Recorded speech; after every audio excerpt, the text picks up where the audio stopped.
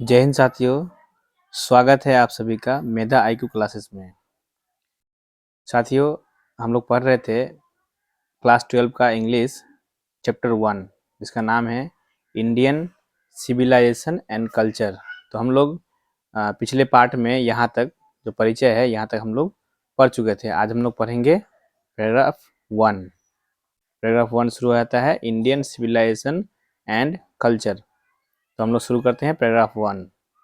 Paragraph 1 में कह रहे हैं Gandhi ji, I believe that, Gandhi ji बोलते हैं कि मेरा मानना है कि the civilization India has evolved, the civilization India has evolved, इसका मतलब होता है कि जो सभ्यता भारत ने विकास किया है। गांधी जी कहते हैं आई बिलीव दैट, मेरा मानना है कि the civilization India has evolved, जो सभ्यता भारत ने विकास किया है, is not to be beaten in the world, का मतलब हुआ is not to be beaten in the world, जिसे दुनिया में कोई नहीं हरा सकता है। गांधी जी कहते हैं कि जो सभ्यता हम लोग का भारत में विकास हुआ है, वो सभ्यता को या उस सभ्यता को कोई भी जो है दुनिया में कोई भी सभ्यता हरा नहीं सकता है। नथिंग कैन इक्वल, कोई बराबरी नहीं कर सकता या कुछ बराबरी नहीं हो सकता है। The seed sown by our ancestor, जो बीज हमारे पूर्वजों द्वारा बोया गया है। The seeds sown by our ancestors, जो बीज हमारे पूर्वजों द्वारा बोया गया है। रोम वेंट, रोम की सभ्यता चली गई। Greek share the,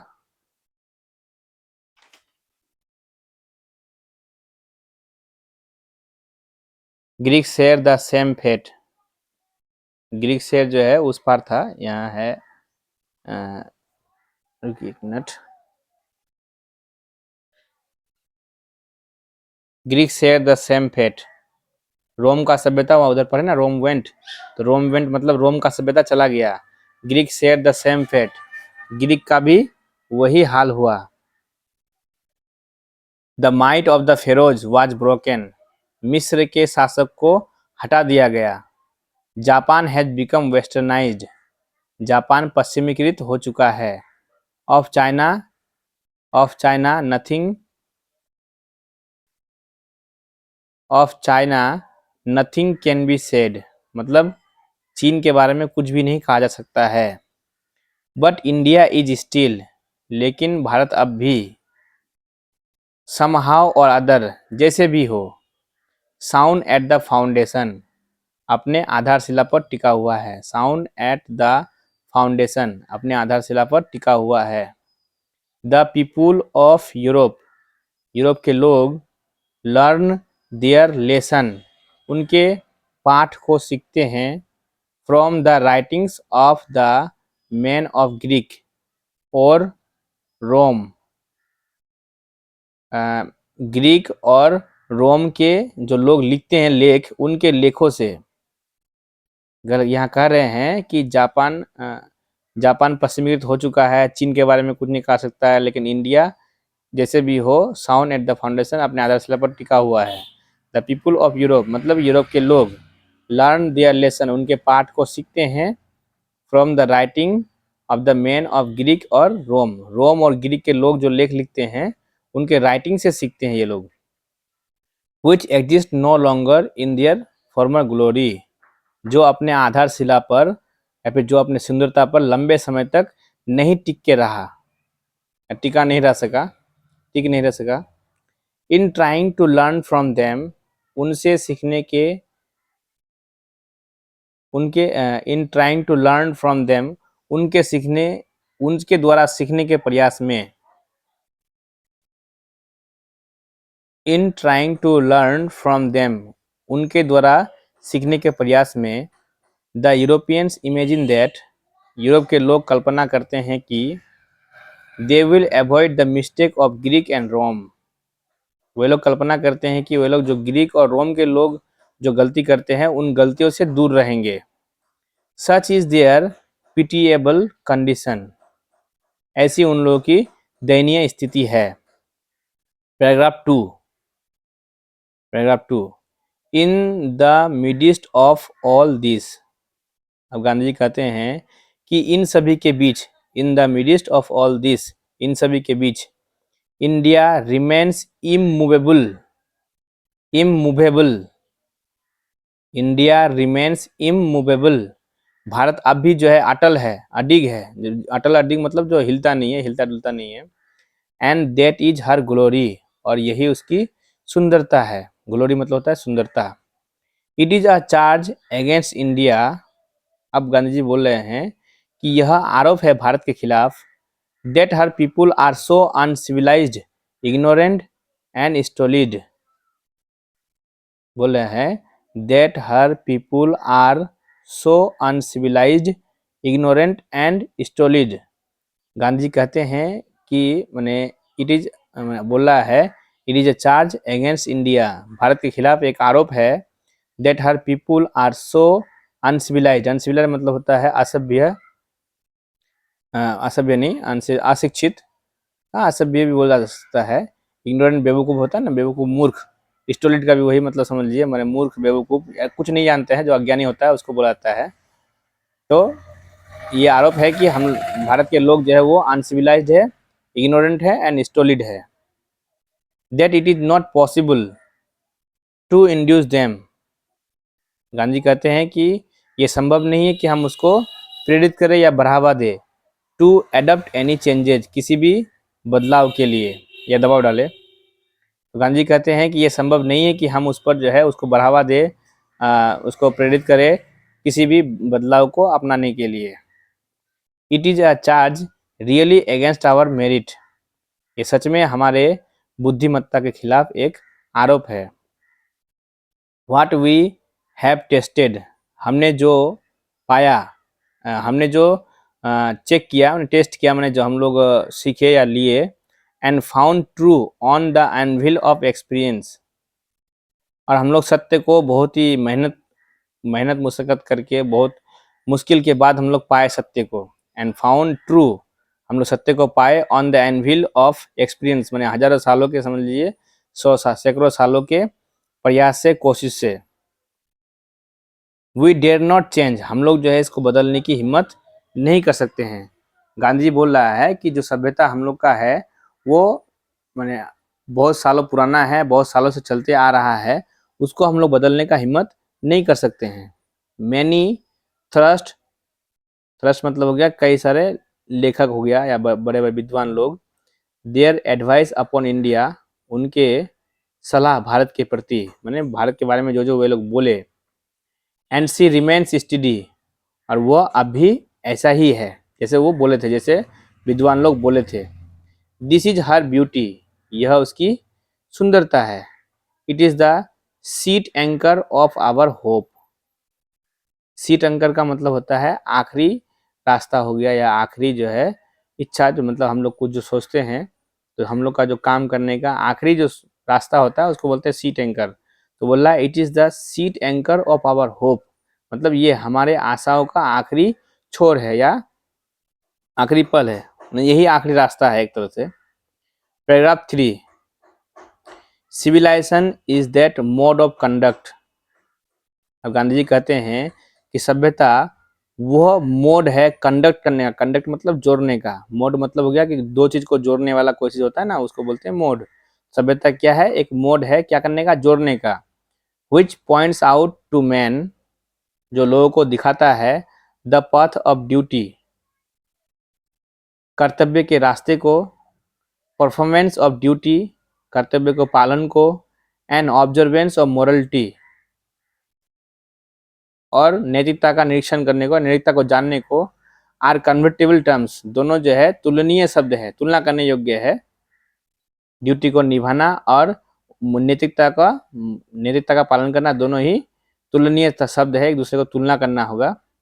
to observe morality, morality को हम लोग सीख कर या निरीक्षण कर, मोरलिटी का मतलब होता है नैतिकता। Is to attain mastery over our minds, हम लोग खुद के दिमाग पर जो है मास्टर जो है हासिल कर सकते हैं, मतलब हम लोग का जो बुद्धि है, बुद्धि के ऊपर हम लोग काबू पा सकते हैं। और हम लोग विद्वान हो सकते हैं अपने माइंड का, अगर हम लोग इसको निरीक्षण करेंगे, मोरलिटी को यानी नैतिकता को। एंड आवर पैशन, और हमारे धैर्य को। अगर हम लोग नैतिकता को पीछा कर रहे हैं या नैतिकता के बारे में सीख रहे हैं, उसको मान रहे हैं, तो हम अपने दिमाग को और धैर्य को कंट्रोल कर सकते हैं और उसको अपने बस में कर सकते हैं। सो डूइंग, ऐसा करते हुए, वी नो आवर सेल्व्स, हम लोग खुद को समझते हैं। अगर हम लोग ऐसा कर रहे हैं तो हम लोग खुद के बारे में समझ रहे हैं। The Gujarati equivalent for civilization means, Gujarati शब्द में इसका मतलब होता है गुड कंडक्ट। गुजराती भाषा में जो सभ्यता का मतलब होता है वो गुड कंडक्ट, मतलब कि अच्छा कंडक्ट, जोड़ने का एक दूसरे से। अब है paragraph 4। If this definition be correct, अब गांधी जी कहते हैं कि यदि यह परिभाषा सही होता है, देन इंडिया, तब Bharat, as so many writers have shown, जैसे कि as so many writers have shown, जैसे कि कई विद्वानों ने, लेखकों ने बताया था, बताया है, दिखाया है। Has nothing to learn from anybody else, दूसरे से सीखने के लिए हमें कोई जरूरत नहीं, दूसरे से सीखने के लिए हमारे पास कुछ भी नहीं, दूसरे से सीखने के लिए कुछ भी नहीं है। गांधी कहते हैं कि if this definition be correct, यदि यह परिभाषा सही होता है, देन इंडिया, तब Bharat, as so many writers have shown, जैसे कई लेखकों ने दिखाया है, has nothing to learn from anybody else, दूसरे से सीखने के लिए कुछ भी नहीं है। And this is as it should be, और यह ऐसा है जैसा होना चाहिए, मतलब जैसा जिस तरह का होना चाहिए ये उसी तरह का है। अब आगे paragraph 5।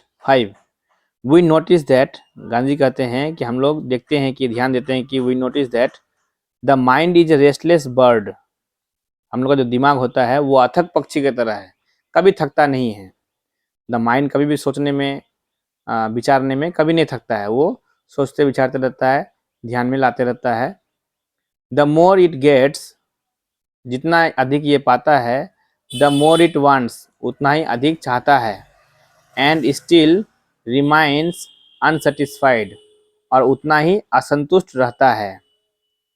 The more we indulge in our passions, हम लोग जितना अपने धैर्य को, बुद्धि को या क्षमता को जितना हम लोग छोड़ेंगे, द मोर अनब्रिडल दे बिकम, वे उतना ही बेलगाम होते चलेंगे। अनब्रिडल मतलब होता है बेलगाम, वे उतना ही बेलगाम होते चलेंगे।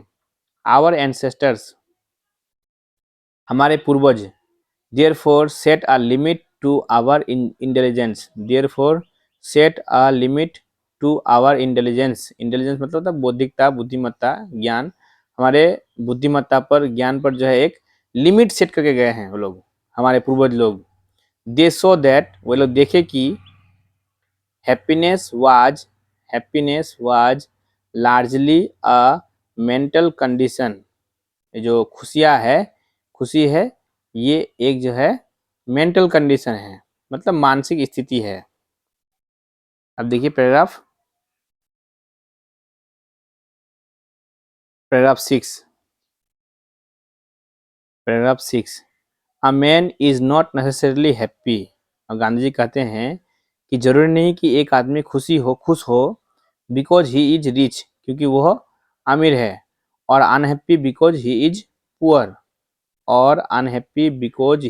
पुअर, या नाखुश है क्योंकि वो गरीब है। The rich are often seen, the rich are often seen, अमीरों को हमेशा देखा जाता है, टू बी अनहैप्पी, नाखुश होते हुए, the poor to be happy, और गरीबों को खुश होते हुए। गांधी कहते हैं कि एक आदमी को जरूरत नहीं है कि वो जो है खुश हो, यदि वो अमीर हो, या फिर नाखुश हो क्योंकि वो गरीब है। तो वो कहते हैं कि अमीरों को हमेशा देखा जाता है कि वो नाखुश दिखते हैं और गरीब खुश दिखते हैं।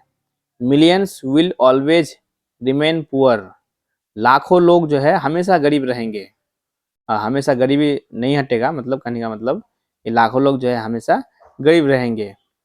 ऑब्जर्विंग ऑल दिस, इन सभी का निरीक्षण करते हुए, ऑब्जर्विंग ऑल दिस, इन सभी का निरीक्षण करते हुए, आवर एंसेस्टर्स, आवर एंसेस्टर्स डिसोर्डेड अस, डिसोर्डेड का मतलब होता है एकदम सख्त रूप से मना करना, तो हमारे पूर्वज जो है हम लोग को सख्त रूप से मना करके गए हैं, फ्रॉम लग्जरीज एंड प्लेजर्स, ऐशो आराम में और माने ऐशो आराम की चीज़ों से और शांतिपूर्ण या आराम से, उससे हम लोग को दूर रहने के लिए बोले हैं। We have managed with the same kind, we have managed ज़्यादा बड़ा हो जाएगा, यहाँ तक ठीक लगाते हैं। वी हैव मैनेज्ड, हम लोग अभी तक संभाल के रखे हैं, with the same kind of plough, उसी तरह के हल को, as existed thousands of years ago, जो हजारों साल पहले था। तो कहने का मतलब कि हम लोग अभी भी उन हल को बरकरार रखें जो हमारे पूर्वज लोग रखे थे हजारों साल पहले, मतलब हमारे पूर्वज लोग जैसे जैसे बताए, जिस तरह से बताया, हम लोग वैसे ही करते आ रहे हैं, वैसे ही किए हैं। We have retained the same kind of cottage, हम लोग उसी तरह, कॉटेज मतलब हो गया कुटिया, जहाँ रहने का घर, उसी तरह का कॉटेज हम लोग अभी भी रखे हैं। That we had in former times, जो हमारे माने शुरुआती दौर में था हम लोग के पूर्वज लोगों का। And our indigenous education remains the same as before, and our indigenous education माने हम लोग का शिक्षा, माने जो शिक्षा हम लोग के अंदर है, जो शिक्षा हम लोग पूर्वज दिया था वो शिक्षा वही है। Remains the same as before, वही है जो पहले था। We have had no system of life corroding competition, Gandhi ji कहते हैं कि हम लोग के पास उस समय, आज से मैंने पहले का बात बोल रहे हैं, कि हम लोग के पास जीने का कोई तौर तरीका, शैली उतना अच्छा उस तरह से नहीं था। Each followed his oven occupation, प्रत्येक कोई जो है अपना अपना पेशा को अपनाता था, मैंने पहले पहले जो है जो खेती करता है खुद का खेती करता है, कोई काम करता है तो काम करता है, इस तरह से सबका जो है अपना अपना पेशा था और ट्रेड या अपना अपना कोई व्यापार था। And charge a regular wage, और खुद से जो है अपने अपने कमाता था। जैसे हम खेती कर रहे हैं तो हमको कोई सैलरी थोड़ी देगा, हम खुद जो है बेच के जो है हम खुद अपना जो इनकम होगा हम वो खुद तय करेंगे। It was not that we do not know how to invent machinery, इसका मतलब ये नहीं कि हम लोग मशीन का उत्पादन कैसे किया जाता है ये हम लोग नहीं जानते हैं, मशीन कैसे बनाया जाता है ये हम लोग नहीं जानते, या फिर मशीन का आविष्कार कैसे किया जाता है। गांधी जी बोल रहे हैं इसका मतलब ये नहीं हुआ कि हम लोग नहीं जानते थे कि मशीन का आविष्कार कैसे किया जाता है, हम लोग जानते थे। But our forefathers knew that, लेकिन हमारे पूर्वज लोग जानते थे कि if we set our hearts after such things, यदि हम लोग खुद को इन मशीनों के पीछे लगा दे, वी वुड बिकम स्लेब्स, हम लोग गुलाम बन जाएंगे। And lose our moral fibre, और हम अपना नैतिकता खो देंगे। They therefore after due deliberation, वे लोग एक लंबे समय बाद, डिसाइडेड दैट, ड्यू डेलिब्रेशन मतलब they therefore after due deliberation, deliberation मतलब बहुत ही लंबे समय के जांच पड़ताल के बाद और सोचने समझने के बाद, बहुत सारा प्रयोग करने के बाद, एक्सपीरियंस जो होता है बहुत सालों का, उनके बाद जो है डिसाइडेड दैट, निर्णय लिए कि we should only do what we can with our hands and feet, we should only do what, बोला है हम लोग को सिर्फ उन सभी कामों को करना चाहिए, what we could with our hands and feet, जो हम अपने हाथ और पैर से कर सकते हैं। तो गांधी जी कहते हैं कि हम लोग को उन्हीं काम को करना चाहिए जो हम लोग अपने हाथ और पैर से कर सकते हैं, इसके अलावा हम लोग को दूसरा काम नहीं करना चाहिए, मशीन का भी इंतजार नहीं करना चाहिए, मशीन के भरोसे नहीं रहना चाहिए। दे सो दैट, वो लोग देखे कि our real happiness and health, हम लोग का जो असली खुशी होता है और जो स्वास्थ्य होता है, consist not in a proper use of our hands and feet, consisted not नहीं, consisted in a proper use of our hands and feet।